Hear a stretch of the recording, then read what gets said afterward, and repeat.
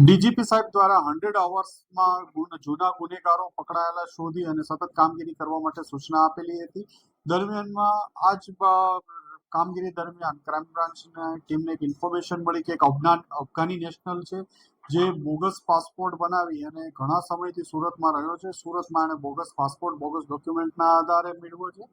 આ ઇન્ફોર્મેશનના આધારે ક્રાઇમ બ્રાન્ચના પોલીસ ઇન્સ્પેક્ટર જે.એન. ગોસ્વામી અને એની ટીમને એક મોહમ્મદ આમિર જાવેદ ખાન જે મૂળ કાબુલ અફઘાનિસ્તાનનો રહેવાસી છે, 2018માં 1 વર્ષના વિઝિટર વિઝા ઉપર આવ્યો હતો દિલ્હી અને ત્યારબાદ સુરત આવ્યો અને એના વિઝિટર વિઝા પૂરા થયા બાદ આ માણસે સુરતમાં પોતાના અલગ અલગ એના મહારાષ્ટ્ર જાલનાના મિત્ર મારફતે અલગ અલગ ડોક્યુમેન્ટ્સો Aadhaar card, PAN card, election card બધા જ બોગસ ડોક્યુમેન્ટો બનાવી અને એક બીજો પાસપોર્ટ ભારતીય પાસપોર્ટ મેળવ્યો હતો.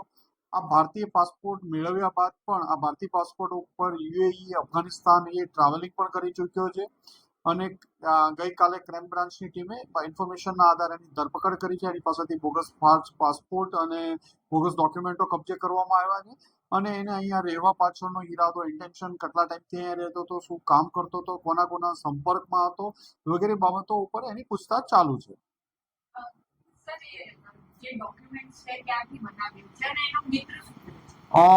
એ ઇન્વેસ્ટિગેશન ચાલુ છે. એ મહારાષ્ટ્ર જાલનાથી બનાવેલા હતા, એના મિત્ર દ્વારા બનાવેલા હતા અને એ બાબતમાં તપાસ ચાલુ છે. એના મિત્રની ડિટેલ અમારી પાસે છે પણ ઇન્વેસ્ટિગેશન ચાલુ છે એટલે એ રિવીલ નથી કરતા. પાસપોર્ટના આધારે એકવાર 2 વાર યુએઈ ગયો, એકવાર યુએઈ થી અફઘાનિસ્તાન ગયો અને અફઘાનિસ્તાનથી પરત પાછો ઇન્ડિયા આવેલો છે. સુરતમાં આ કાપડનો ધંધો કરતો હતો. અહીંયા હોલસેલ માર્કેટમાંથી અલગ અલગ લોકો પાસેથી વેચી અને અન્ય રાજ્યોમાં મહારાષ્ટ્ર અને દિલ્હી અલગ અલગ રાજ્યોમાં કપડા વેચતો હતો.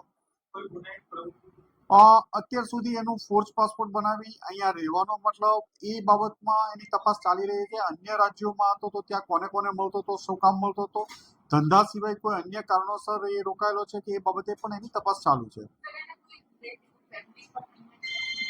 હાલમાં એ રેકોર્ડ ઉપર અમને નથી મળ્યું. એકલો રહે છે જહાંગીરપુરા વિસ્તારમાં.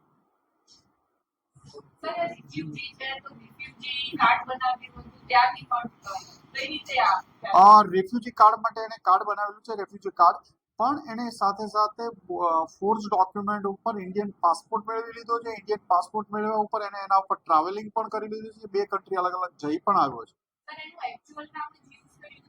હા, એકચ્યુઅલ નામ મોહમ્મદ આમિર.